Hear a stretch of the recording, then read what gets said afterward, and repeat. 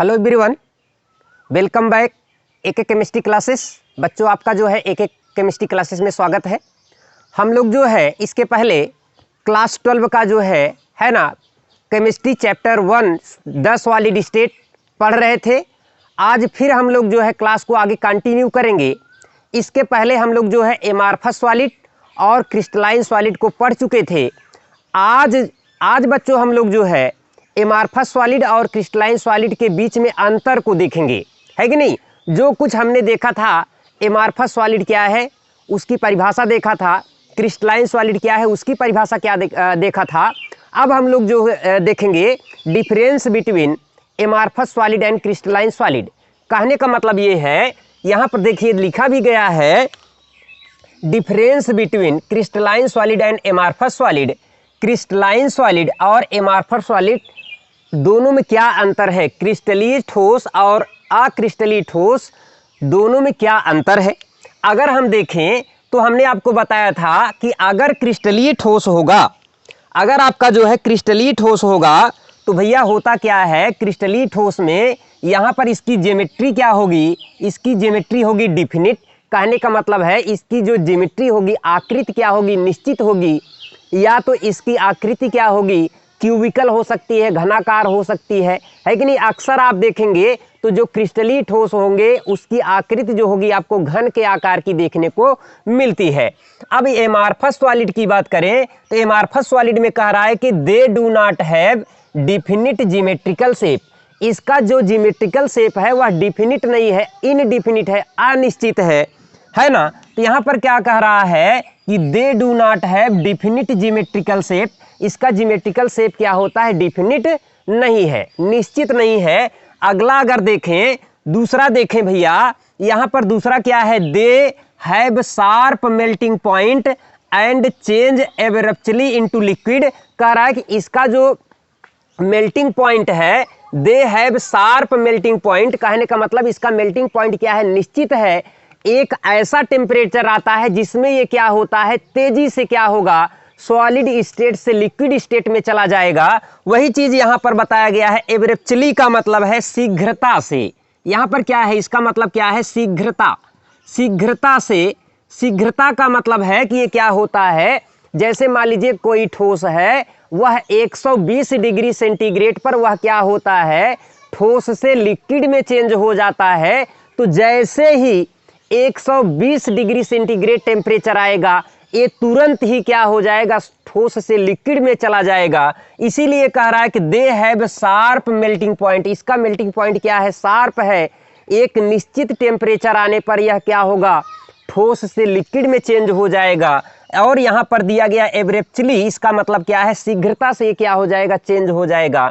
Amorphous solid do not have sharp melting point, इसके पास क्या है, शार्प मेल्टिंग पॉइंट नहीं है। और कह रहा है and they do not have abruptly into liquid, और यह क्या होता है, शीघ्रता से क्या होता है, ठोस से लिक्विड में चेंज नहीं होगा।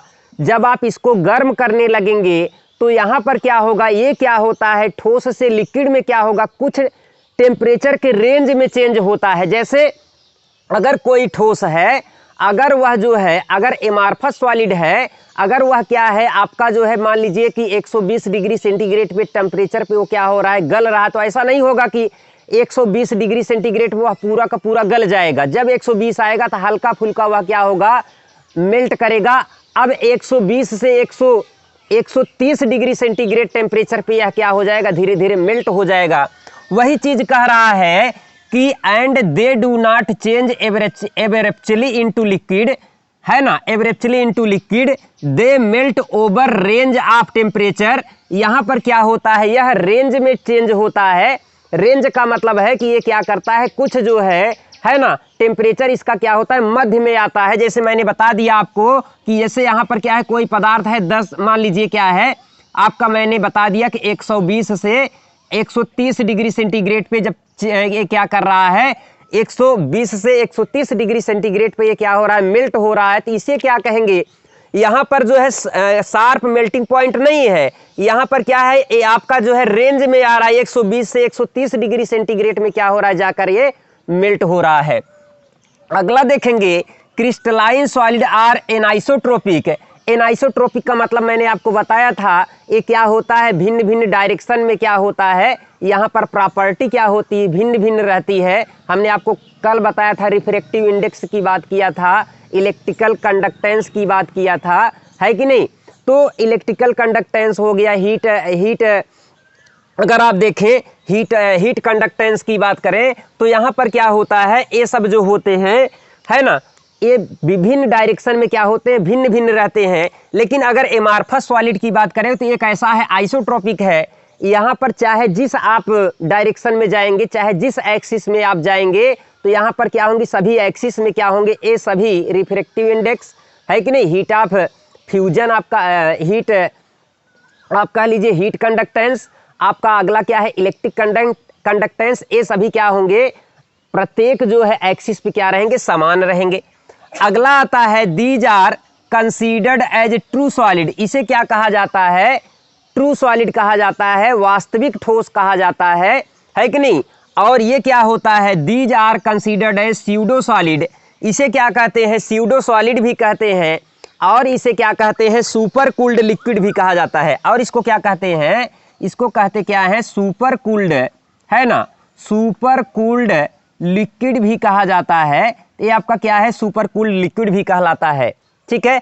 अगला आप देखिएगा, क्रिस्टलाइन सॉलिड आर रिजिड। एक ऐसा है, कठोर है। क्रिस्टली ठोस जो होता है वह क्या होता है, कठोर होता है, रिजिड होता है। And their shape is not disturb by mild distorting force. यह कह रहा है इसका शेप जो होता है, अगर आप हल्का फुल्का फोर्स लगाएंगे तो इसका शेप किसी भी प्रकार का परिवर्तन नहीं होगा। अब यहाँ पर कह रहा है कि amorphous solid are very rigid. यह क्या होता है, बहुत कठोर होता है, very rigid. These can be distorted by binding or compressing force. अगर आप क्या करेंगे, आप इस पर फोर्स लगाओगे, कंप्रेसिंग फोर्स लगाओगे, तो ये क्या होगा, छोटे छोटे टुकड़ों में टूट जाएगा। छोटे छोटे टुकड़ों में क्या हो जाता है, टूट जाता है। अगला है दे अंडरगोज क्लीन क्लीवेज। यहां पर कह रहा है कि दे अंडरगोज क्लीन क्लीवेज। जब आप इसको काटोगे तो यहां पर क्या होगा, क्लीवेज में क्या होगा, पूरा का पूरा सरफेस कैसा आएगा, चिकना मिलेगा, है ना, रफ सरफेस नहीं मिलेगा। यहां पर कह रहा है कि क्लीन क्लीवेज आता है। यहां पर कह रहा है कि they undergoes rough or irregular cut. मैंने कल ही बताया था कि जब आप इसको काटोगे तो यहाँ पर क्या होगा, आप आयरन की राड काटते हैं, आयरन की राड जब आप पत्ती से काटते हैं तो आप देखेंगे उसका सरफेस कैसे मिलेगा, एकदम क्लीन मिलेगा। लेकिन वही जो है, आप क्या करिए, कोई प्लास्टिक को काटिए ब्लेड से, जब ब्लेड से प्लास्टिक को काटेंगे तो वहाँ पर सरफेस आपका कैसे मिलेगा, रफ मिलेगा। और रफ को ही क्या कहते हैं, इरेगुलर कहते हैं।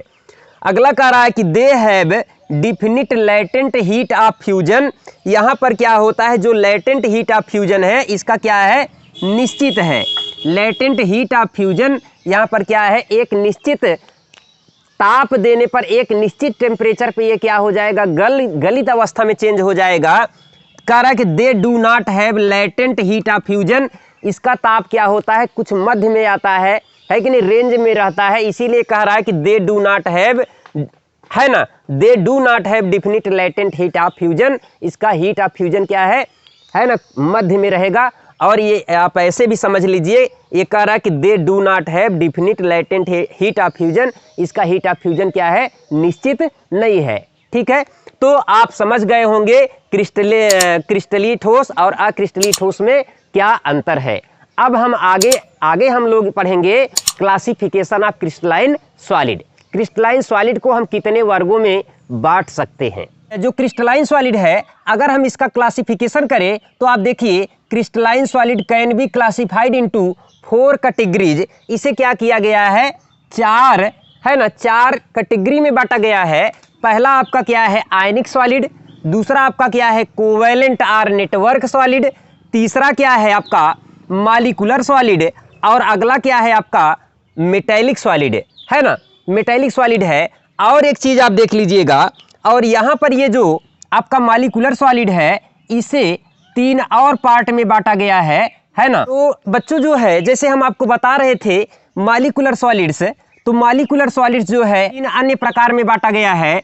एक है क्या, नॉन पोलर मॉलिक्यूलर सॉलिड, और दूसरा क्या है, पोलर मॉलिक्यूलर सॉलिड, और अगला क्या है, हाइड्रोजन बॉन्डेड मॉलिक्यूलर सॉलिड। अब यहाँ पर नॉन पोलर का मतलब है अध्रुवीय। इसका मतलब क्या है, अध्रुवीय आणविक ठोस। इसको हिंदी में क्या कहते हैं, इसे कहते हैं अध्रुवीय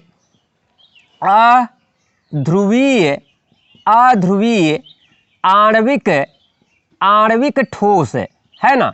और इसे क्या कहते हैं, इसे कहते हैं ध्रुवीय, है ना, ध्रुवीय आणविक ठोस। इसे कहते हैं ध्रुवीय आणविक ठोस, और इसे कहा जाता है हाइड्रोजन बंधित। क्या कहते हैं, हाइड्रोजन बंधित आणविक ठोस, हाइड्रोजन बंधित आणविक, है ना, हाइड्रोजन बंधित आणविक ठोस। तो इस प्रकार से आप देखें 3 कैटेगरी आ गई। इसे क्या कहते हैं, हिंदी में भी आयनिक ठोस ही कहते हैं। इसे हिंदी में क्या कहते हैं, आयनिक ठोस कहते हैं। और इसे जो है ना, सहसंयोजक या नेटवर्क ठोस हिंदी में भी कहते हैं। इसे हिंदी में क्या कहते हैं, सहसंयोजक। क्या कहेंगे, सहसंयोजक ठोस, सहसंयोजक, या है ना नेटवर्क ठोस। इसे क्या कहेंगे, सहसंयोजक या नेटवर्क ठोस। इसे क्या कहेंगे, इसे कहेंगे क्या, आणविक ठोस। इसे क्या कहेंगे, आणविक ठोस कहेंगे। इसे कहेंगे क्या, धात्विक ठोस। क्या कहेंगे, धात्विक ठोस कहेंगे। तो अब हम लोग जो है बारी बारी से इन सभी का अध्ययन करते हैं। बच्चों आगे जो है अब हम लोग पढ़ेंगे क्या, आयनिक सॉलिड्स। इसे क्या कहते हैं, इसे कहते हैं आयनिक ठोस। इसे क्या कहते हैं, आयनिक ठोस कहते हैं। इसे क्या कहा जाता है, आयनिक, है ना, आयनिक ठोस। अब देखिएगा आयनिक ठोस में ये क्या कह रहा है, यहाँ पर the force operating in ionic crystalline solids are electrostatics. यहाँ पर क्या होता है, आयनिक ठोस में जो फोर्स लगता है उसे कहा जाता है इलेक्ट्रोस्टैटिक फोर्स। जैसे आप देखिएगा, अगर हम NaCl को दिखाएं, यहाँ पर क्या है आपका, यहाँ पर Na+ है और आपका क्या है, Cl- है।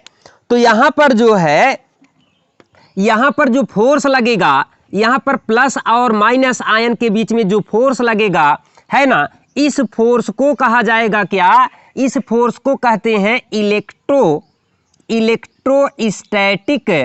Electrostatic force. या भैया आप ऐसा कह सकते हैं कि यहाँ पर जो आयंस है ना, आयनों के बीच में जो पॉजिटिव आयन और निगेटिव आयन है, इनके बीच में जो फोर्स कार्य करता है, इनको बांधने का कार्य जो करता है, उस फोर्स को कहा जाता है इलेक्ट्रोस्टैटिक फोर्स। हिंदी में कहते हैं वैद्युत आकर्षण बंध। क्या कहते हैं, इसे कहते हैं वैद्युत आकर्षण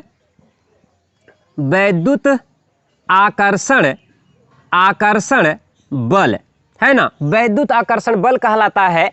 अब आप देखिएगा, इन सच सॉलिड्स, इस प्रकार के ठोस में the repeating units are charge ion. इसमें क्या होंगे, चार्ज आयन होंगे। आयन में क्या होगा, पॉजिटिवली चार्ज आयन या तो निगेटिवली चार्ज आयन, दोनों रहेंगे। अब कह रहा है कि each ion is surrounded by A number of positively charge ions. यहाँ पर क्या होता है, जो आपका पॉजिटिवली चार्ज आयन होगा उसको क्या करेंगे, चारों तरफ से निगेटिव आयन घेर रखेंगे, और निगेटिव आयन को चारों तरफ से क्या घेर रखेंगे, पॉजिटिव आयन घेर रखेंगे। जैसे आप देखिएगा, एक क्रिस्टल है आपका, यहाँ पर आपका NaCl का क्रिस्टल है। यहाँ पर मैं बना देता हूँ, ये क्या है आपका NaCl क्रिस्टल है। क्या है ये आपका भैया, एक क्रिस्टल है जिसमें क्या है, NaCl का क्रिस्टल है। यहाँ पर क्या अगर आप देखेंगे तो यहाँ पर जैसे अगर आप यहाँ पर Na देख रहे हैं, यहाँ पर अगर Na+ देखेंगे तो यहाँ पर Cl-, और यहाँ पर क्या होगा, Cl-, और यहाँ पर क्या होगा, Cl- होगा। और आप देखिएगा अब यहाँ पर क्या होगा, Na+ आएगा। यहाँ पर क्या आएगा, Na+ आएगा। यहाँ पर क्या आ रहा है, ऐसे, है ना, यहाँ पर क्या आ रहा है, Na+ आ रहा है। अब इस Na+ को कौन घेर रखेगा, Cl- आयन। और देखिएगा, है ना। जैसे यहाँ पर क्या है Na प्लस आएगा और यहाँ पर क्या आएगा आपका, और यहाँ पर आएगा क्या Na प्लस। अब आप देखिएगा प्रत्येक Na को कौन घेर रखा होगा, Cl, और प्रत्येक Cl को कौन घेर रखा होगा, तो आप देखेंगे कि Na प्लस घेर रखा है। यहाँ पर आप ऐसे देखिए, अगर भैया ये Cl माइनस आयन है, ये आपका Cl माइनस आयन है, तो इस आयन को देखिएगा कितने Na ने घेर रखा है, तो यहाँ से एक Na ये घेरा हुआ है, दूसरा Na ये घेरा हुआ है, तीसरा Na ये घेरा हुआ है। तो आप देखेंगे तो यहाँ पर बता रहा है कि भैया कि each ions is surrounded by a number of oppositely charge ions. ये क्या होते हैं, अपोजिटिवली चार्ज आयंस क्या होते हैं, घेरे रखते हैं, घिरे रहते हैं। अब कह रहा है कि this number is termed as coordination number.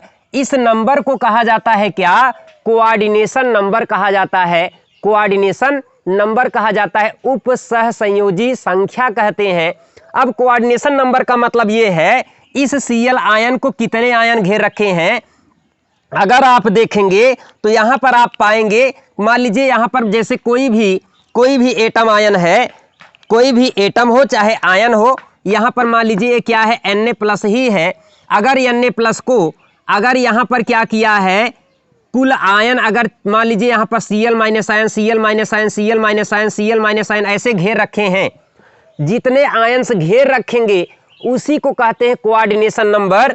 तो अगर आप देखेंगे तो यहाँ पर जो होता है लेयर बाय लेयर होता है कि नहीं, तो प्रत्येक जो है Na को क्या होगा, Cl आयन घेरे रखेगा, और यहाँ पर क्या होगा, Cl माइनस आयन को Na प्लस घेर रखेगा। तो अक्सर आप आयनिक सॉलिड में देखेंगे जो कोऑर्डिनेशन नंबर होता है, कुछ का कोऑर्डिनेशन नंबर 8 होता है, कुछ का कोऑर्डिनेशन नंबर 6 होता है, कुछ का कोऑर्डिनेशन नंबर क्या होता है, 4 होता है। तो सबका कोऑर्डिनेशन नंबर अलग अलग आता है कि नहीं।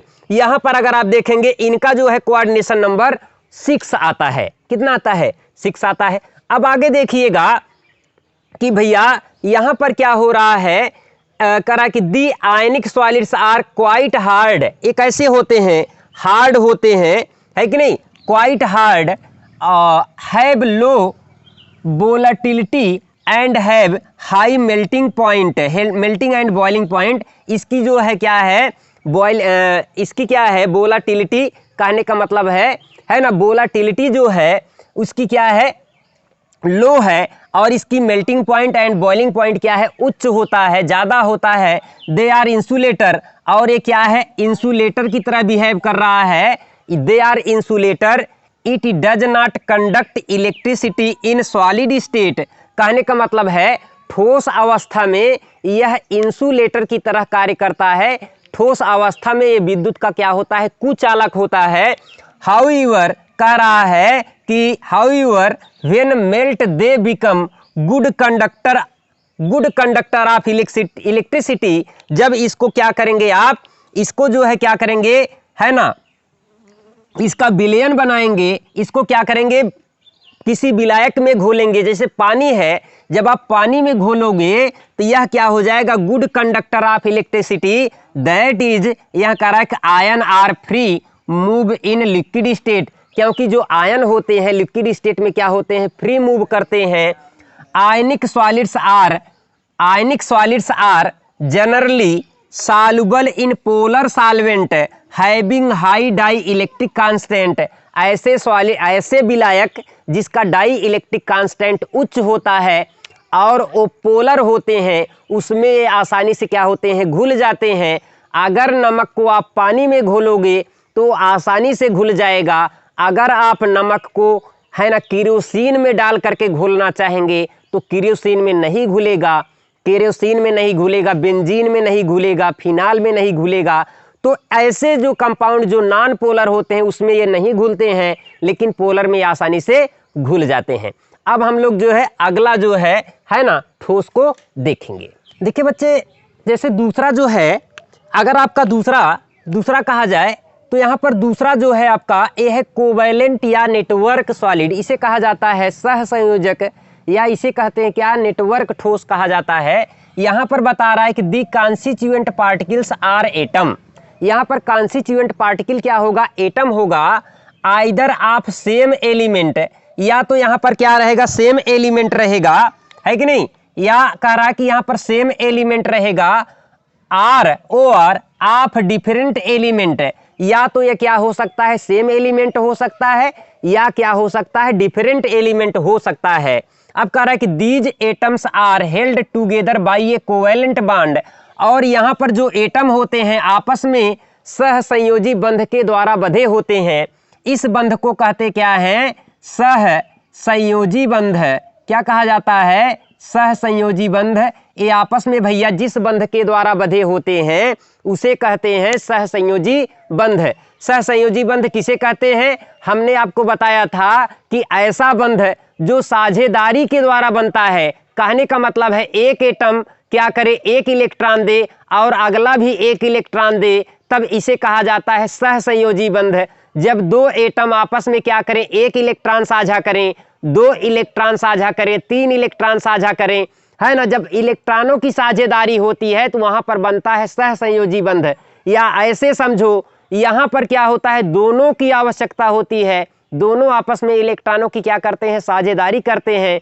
साझेदारी करने का मतलब है दोनों की आवश्यकता है ना। अगर एक एक इलेक्ट्रॉन चाहिए तो एक एक इलेक्ट्रॉन की साझेदारी करेंगे तो सिंगल बंध बनेगा, उसे कहते हैं सिंगल कोवेलेंट बॉन्ड। और अगर दो इलेक्ट्रॉन की साझेदारी कर रहे हैं तो वहां पर क्या बनेगा, एक सिग्मा एक पाई द्विक बंध बनेगा, है कि नहीं। अगर तीन इलेक्ट्रॉन की साझेदारी करेंगे तो वहां पर त्रिक बंध बनेगा। तो इस प्रकार से वहां पर क्या होता है, एकल सिंगल कोवेलेंट बॉन्ड होगा, डबल कोवेलेंट बॉन्ड या द्विक कोवेलेंट बंध कहते हैं, या आपका ट्रिपल कोवेलेंट बॉन्ड बनता है। तो यहाँ पर कह रहा है कि this atom are held together by a covalent bond.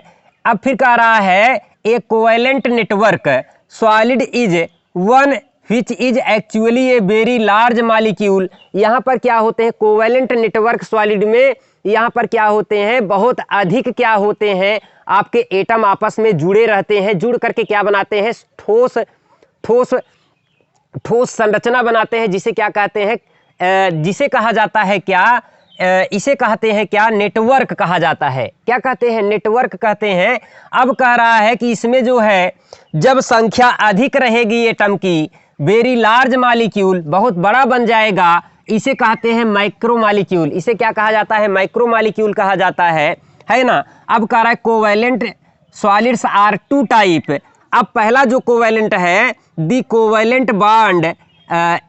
Covalent bond stand in three dimensions forming a giant, है ना, इंटरलॉकिंग स्ट्रक्चर। यहाँ पर कह रहा है कि इस प्रकार के ठोस में जो आपका कोवेलेंट बॉन्ड होता है यह थ्री डायमेंशनल स्पेस में क्या होता है, पाया जाता है, थ्री डायमेंशनल एरिया में पाया जाता है।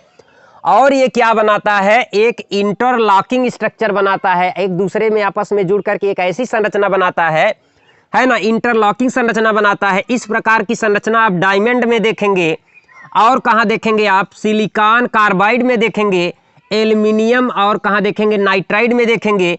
तो यहाँ पर आप देखिएगा डायमंड में जो होता है ना, प्रत्येक कार्बन, डायमंड में जो प्रत्येक कार्बन होगा, चाहे जो कार्बन हो, वह क्या होता है, sp3 संकरण में पाया जाता है। किस संकरण में होता है, sp3 संकरण में होता है। sp3 संकरण इसे कहते हैं क्या, हाइब्रिडाइजेशन। sp3 हाइब्रिडाइजेशन में पाए जाने के कारण इसमें क्या होते हैं, फ्री इलेक्ट्रॉन नहीं होते हैं। फ्री इलेक्ट्रॉन ना होने के कारण यह क्या होता है, इलेक्ट्रिक का क्या होता है, कहने का मतलब इसमें इलेक्ट्रिक करंट नहीं फ्लो होता है कि नहीं। तो ये इंसुलेटर की तरह कार्य करता है। तो डायमंड में प्रत्येक कार्बन, सभी कार्बन क्या होते हैं कि संकरण अवस्था में पाए जाते हैं, sp3 संकरण अवस्था में पाए जाते हैं। और इसकी संरचना कैसी होती है, टेट्राहेड्रल होती है। संरचना कैसी होती है, टेट्राहेड्रल होती है।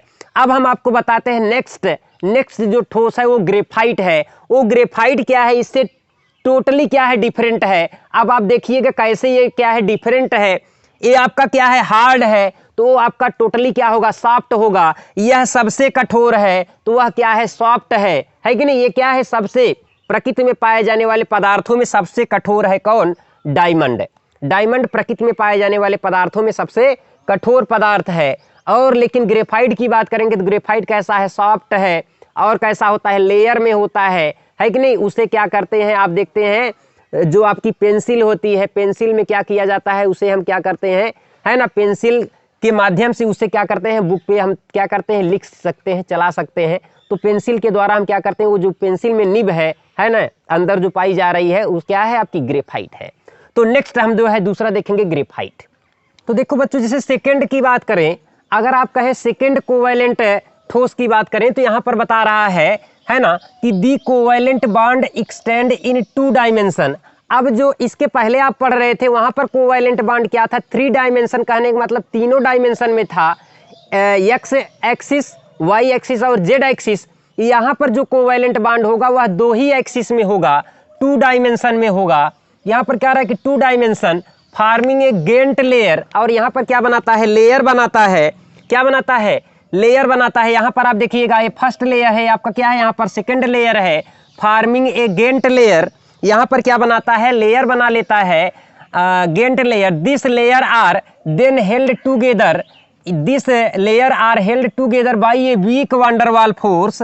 यहाँ पर ये जो होते हैं, ये जो लेयर होते हैं आपस में वीक वंडरवाल फोर्स के द्वारा बंधे होते हैं, है ना। तो यहाँ पर क्या है, ये आपका क्या है, कोवैलेंट, ये आपका एक लेयर हो गया, ये दूसरा लेयर हो गया, ऐसे तीसरा लेयर रहेगा। यहाँ पर ग्रेफाइट में क्या होते हैं, ये लेयर सिस्टम में रहते हैं। एक लेयर दूसरे लेयर से क्या होता है, वीक वंडरवाल फोर्स से बंधा होता है।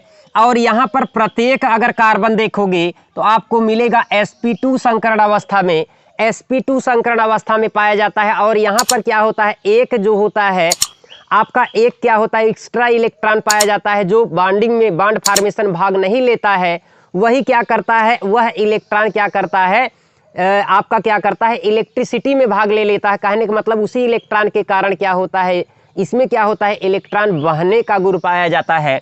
अब आप देखिएगा, यहाँ पर आप ऐसे कर सकते हैं कि भैया यहाँ पर क्या होता है, जैसे यहाँ पर है ना डबल बॉन्ड है, फिर यहाँ पर अल्टरनेट पोजीशन पे क्या होगा, डबल बॉन्ड पाया जाएगा। अल्टरनेट पोजीशन पे अगर आप देखेंगे तो यहाँ पर क्या होगा, डबल बॉन्ड पाया जाएगा। यहाँ पर डबल बॉन्ड है, इसको छोड़ करके यहाँ पर डबल बॉन्ड है, इसको छोड़ करके यहाँ पर डबल बॉन्ड है, फिर आप देखेंगे यहाँ पर डबल बॉन्ड रहेगा।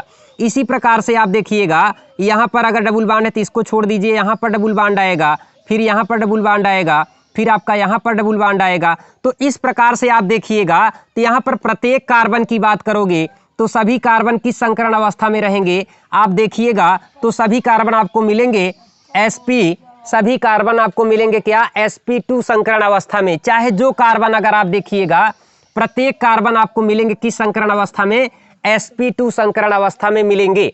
सभी कार्बन पाए जाते हैं sp2 संकरण अवस्था में। यहाँ पर आप देखिएगा, यहाँ पर आप देखेंगे तो यहाँ पर 1 सिग्मा, 2 सिग्मा, 3 सिग्मा और एक पाई बॉन्ड है। इसी प्रकार से सभी कार्बन आपके क्या होते हैं, sp2 संकरण अवस्था में पाए जाते हैं। ये भी आपकी क्या है, ग्रेफाइट की संरचना है।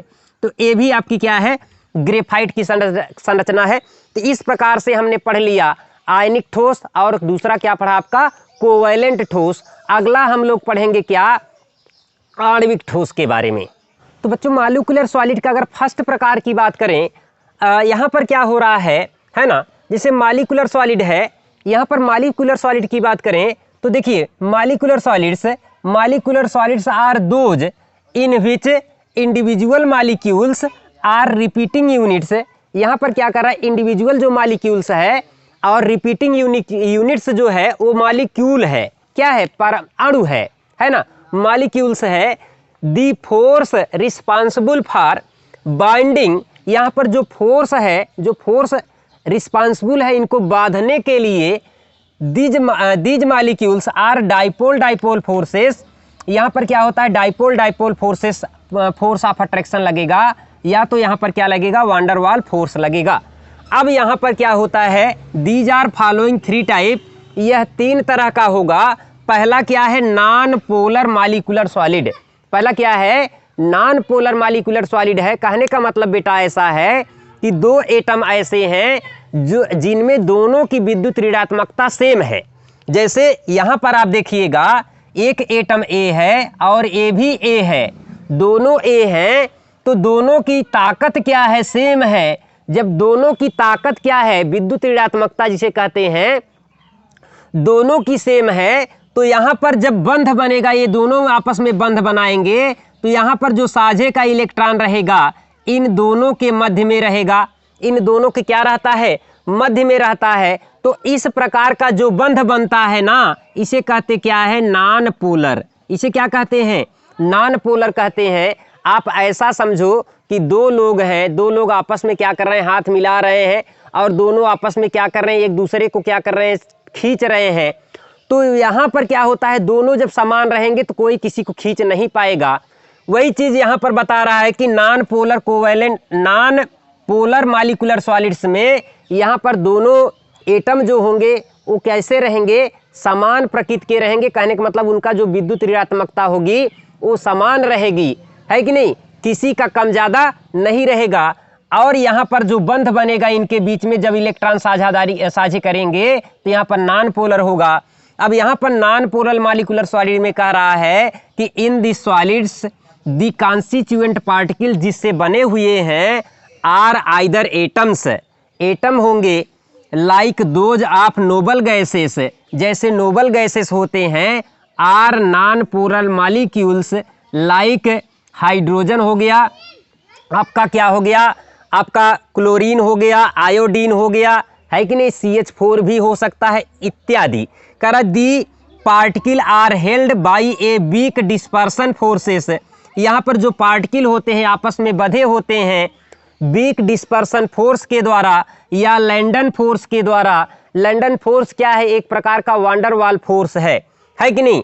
अब कह रहा है कि दिस सॉलिड्स आर सॉफ्ट, कैसा होता है, मुलायम होता है, नॉन कंडक्टर, है ना, क्या है, नॉन कंडक्टर है, उष्मा का क्या है, चालक नहीं है। And have low melting point and boiling point, इसका मेल्टिंग पॉइंट बॉइलिंग पॉइंट दोनों क्या होता है, निम्न होता है ना। They are usually in gaseous state, ये मुख्यतः क्या होते हैं, गैसियस स्टेट में पाए जाएंगे। Or in liquid state at room temperature, है कि नहीं, रूम टेम्परेचर पर ये क्या होंगे, या तो गैसियस स्टेट में रहेंगे या तो ये लिक्विड स्टेट में रहेंगे। अब हम लोग जो है इसके और जो दो प्रकार हैं उनको देख लेते हैं। देखिए जो दूसरा प्रकार है जिसे हम क्या कहते हैं, पोलर मॉलिक्यूलर सॉलिड्स कहते हैं। पोलर मॉलिक्यूलर सॉलिड्स में यहाँ पर क्या होता है, सहसंयोजक बंध ऐसे दो एटम में होता है जिसमें एक की विद्युत ऋणात्मकता कम होती है, दूसरे की विद्युत ऋणात्मकता ज़्यादा होती है। तब क्या होता है, जो अधिक ऋण विद्युतीय एटम होगा वह साझे के इलेक्ट्रॉन को अपनी तरफ खींच लेगा और इस कारण से वह क्या होगा, पार्शियली निगेटिव हो जाएगा। और जो आपका अगला एटम रहेगा जो कम ऋण विद्युतीय होता है वह पार्शियली क्या हो जाता है, धनात्मक चार्ज आ जाता है। पार्शियली क्या हो जाता है, वह आपका क्या हो जाता है, उसके ऊपर पार्शियली धनात्मक चार्ज आ जाता है, तो उसे कहते हैं पार्शियली पॉजिटिव चार्ज हो जाता है। तो इस प्रकार के जो बंध बनते हैं उन्हें कहा जाता है पोलर कोवेलेंट बॉन्ड।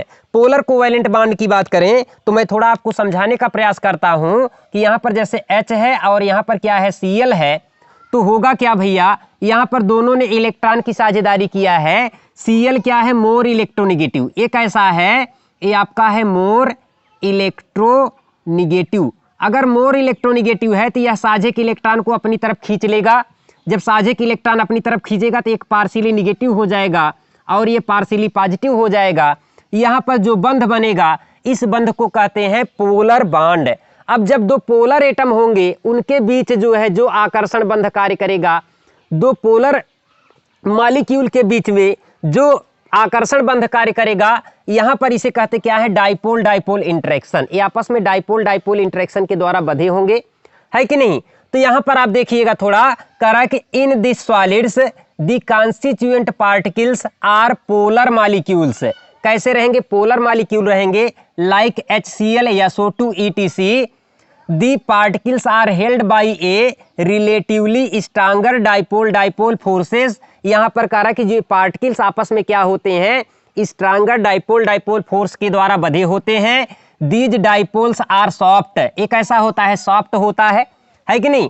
अब कह रहा है कि non conductors and have comparatively higher melting and boiling point. अगर हम तुलना करें तो तुलना में क्या होता है, अन्य से इसका मेल्टिंग एंड बॉइलिंग पॉइंट क्या होगा, ज़्यादा होगा।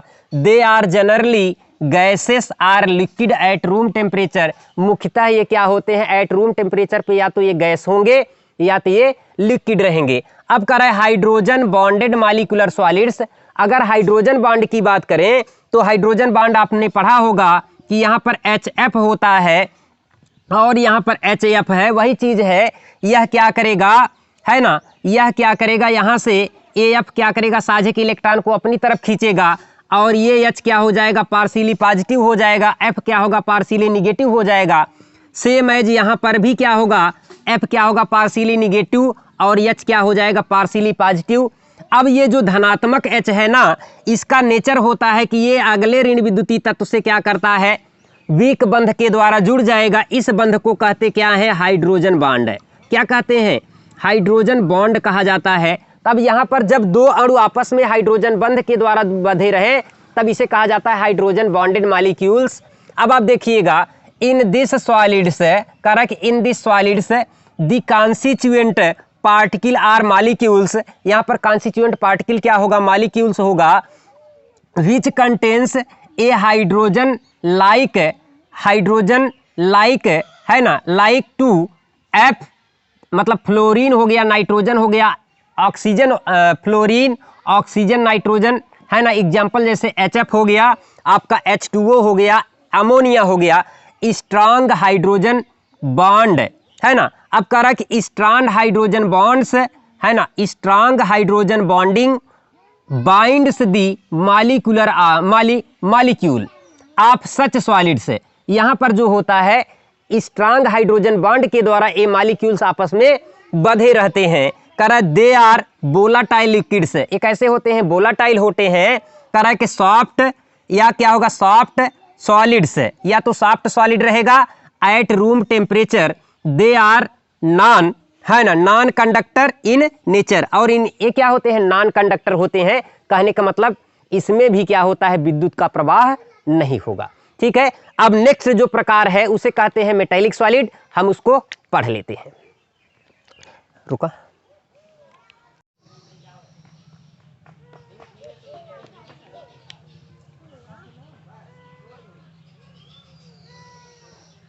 ठीक है, तो देखिए नेक्स्ट जो आपका चौथा आ रहा है ना, जो चौथा है इसे कहा जाता है क्या, मेटेलिक सॉलिड्स।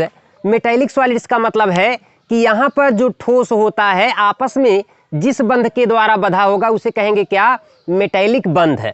यहाँ पर कह रहा है कि metallic solids are those in which metal kernels. Metal kernels का मतलब यहाँ पर जो आयन बना हुआ है ना, इसे कहते क्या है, मेटल कर्नेल्स कहते हैं। Metal kernels cation form by removal of balance electron. Metal जब क्या करता है, बैलेंस इलेक्ट्रॉन को रिमूव कर देता है तो उसे कहते क्या है, मेटल कर्नेल्स कहते हैं।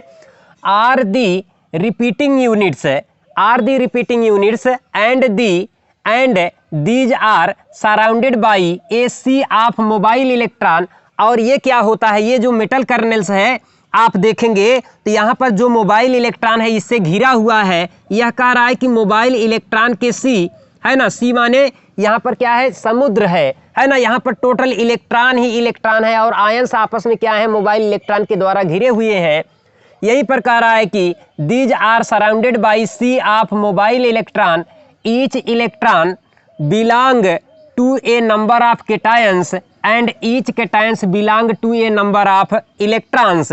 यहाँ पर कह रहा है कि ईच इलेक्ट्रॉन जो होगा वह केटायन के द्वारा घिरा होगा और जो केटायन होगा वह क्या होगा, इलेक्ट्रॉन के द्वारा घिरा होगा, है ना, इलेक्ट्रॉन के द्वारा घिरा होता है। दी फोर्स दैट बाइंड, यहाँ पर जो फोर्स इनको क्या करता है, बाइंड करता है, bind the cation and electrons. यहाँ पर केटायन और इलेक्ट्रॉन को जो फोर्स बंद करता है, मतलब बांधता है ना, बनाता है, इज दी मेटेलिक बॉन्ड। यहाँ पर क्या होता है, मेटेलिक बॉन्ड होता है।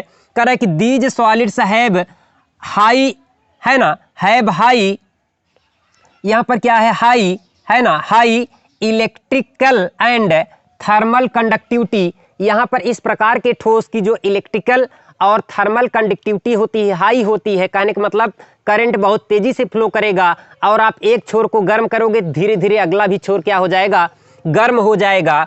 दे possess lustre and are highly malleable and ductiles. अब कह रहा है लस्टर माने है ना, ये क्या है, लस्टर है और कह रहा है कि हाई मैलिएबल, मैलिएबल माने होता है कि इनको अगर आप पीटोगे हथौड़े से, ये क्या हो जाएगा, पतली सीट में परिवर्तित हो जाएगा। और डक्टाइल नेचर का है, डक्टाइल नेचर का मतलब होता है तन्यता का गुण होता है, तन्य है। और यहाँ पर लस्टर माने इसमें क्या होता है, चमक भी पाई जाती है।